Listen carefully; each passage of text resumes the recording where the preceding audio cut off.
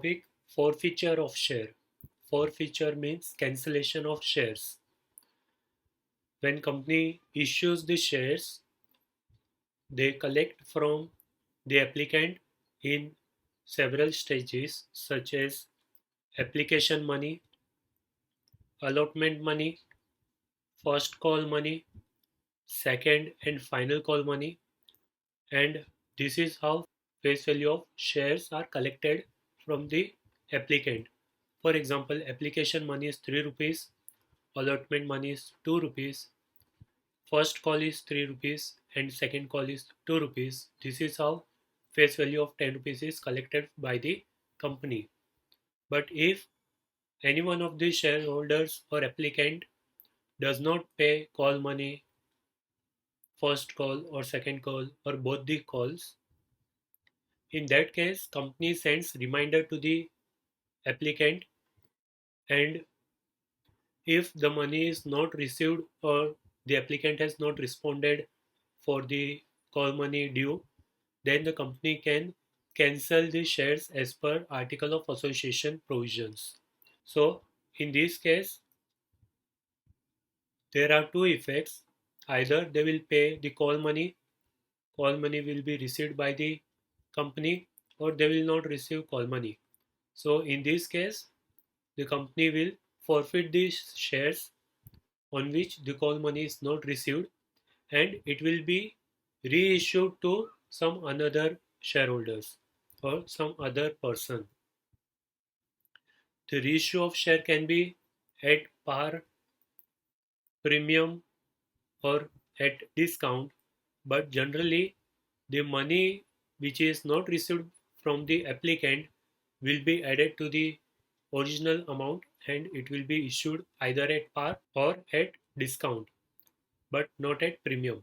So generally what company do, if they receive application money and allotment money and they do not receive call money, then they will send the reminder to the applicant for payment of call money, and even after second call money they do not, the applicant do not provide the both the call money, then after sending reminders they will cancel the shares. That is, the company will forfeit the shares, and after forfeiture there will be separate entry in the books of accounts, and after forfeiture the company can reissue the forfeited shares, and generally company reissues the forfeited shares at discount. So forfeiture of share journal entry will be: share capital account debit to share forfeited or forfeiture account to call in arrears account. This is the amount of which money is received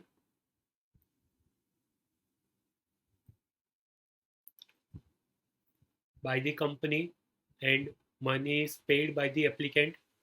This is the money which is not received by the company, and total amount is share capital account debit. So journal entry will be: share capital account debit to share forfeited account. This is the amount which is received by the company. For example, application money is 3 rupees, allotment money 2 rupees per share, and call money is 2 rupees per share.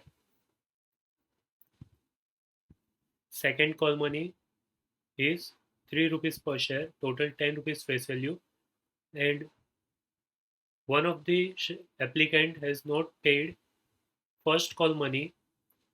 Journal entry will be: share capital account debit to share forfeiture account to call in arrears account.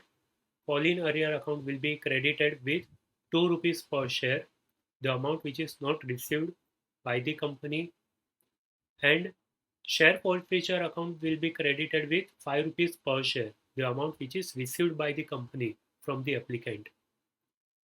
So 5 rupees for share forfeiture account, 2 rupees for call in arrears account, and total 7 rupees per share will be debited with share capital account. If company has issued 10,000 equity shares and out of 10,000 200 equity shares are call in arrears, then 200 into 5 rupees, that is 1000 rupees, will be credited with share forfeiture account, and 200 into 2 400 rupees will be credited with call in arrears account. Total 1400 will be debited with share capital account. How this 1400 has come? So 200 shares into total 7 rupees. 200 into 7 rupees. So journal entry will be share capital account debit to share forfeiture account to call in arrears account. Remember this, earlier share earlier share capital account was credited and call in arrears was debited. But now the effect is to be cancelled.